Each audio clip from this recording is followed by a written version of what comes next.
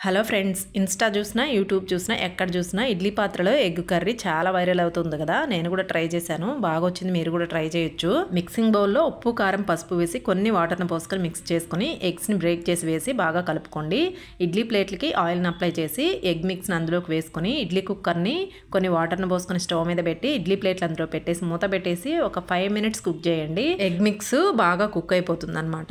ఇప్పుడు గంటతోటి ఈ విధంగా తీసేసుకొని పక్కన పెట్టుకోండి. ఇప్పుడు కర్రీ చేసుకోవడానికి స్టవ్ మీద ప్యాన్ పెట్టుకుని ఆయిల్ని వేసుకుని ఆవాలు జీలకర్ర వేసి పోపు వేగాక సన్నగా కట్ చేసుకున్న ఆనియన్స్ కొన్ని కరివేపాకులను వేసి ఆనియన్స్ ఇలా లైట్ గా బ్రౌన్ కలర్ లోకి వచ్చేంత వరకు వేయించుకోవాలి. ఇప్పుడు అల్లం వెల్లుల్లి పేస్ట్ ని వేసి పచ్చివాసన పోయిన తర్వాత సన్నగా కట్ చేసుకున్న టమోటాలను వేసి ఒకసారి కలుపుకొని మూత పెట్టేసి మగ్గిస్తే టమోటాలు మెత్తగా మగ్గిపోతాయి. ఇప్పుడు ఇందులోకి ఉప్పు కారం పసుపు గరం మసాలాను వేసి ఒకసారి కలుపుకొని గ్రేవీ కోసం వాటర్ను పోసి మంచిగా కలుపుకున్న తర్వాత 2-3 నిమిషాలు కుక్ చేసామంటే కర్రీ దగ్గరకు అయిపోయి చిక్కగా అవుతుంది. ఇప్పుడు మనం తయారు చేసుకున్న ఎగ్ మిక్స్ ని ఇందులోకి వేసేసి సన్నగా కట్ చేసుకున్న కొత్తిమీరను కూడా వేసి ఒకసారి కలుపుకొని 1 minute కుక్ చేసుకుంటే సరిపోతుంది. కర్రీ అయితే రెడీ అయిపోతుంది. తప్పకుండా ట్రై చేయండి, చాలా బాగుంది. వీడియో నచ్చితే లైక్ చేసి షేర్ చేయండి.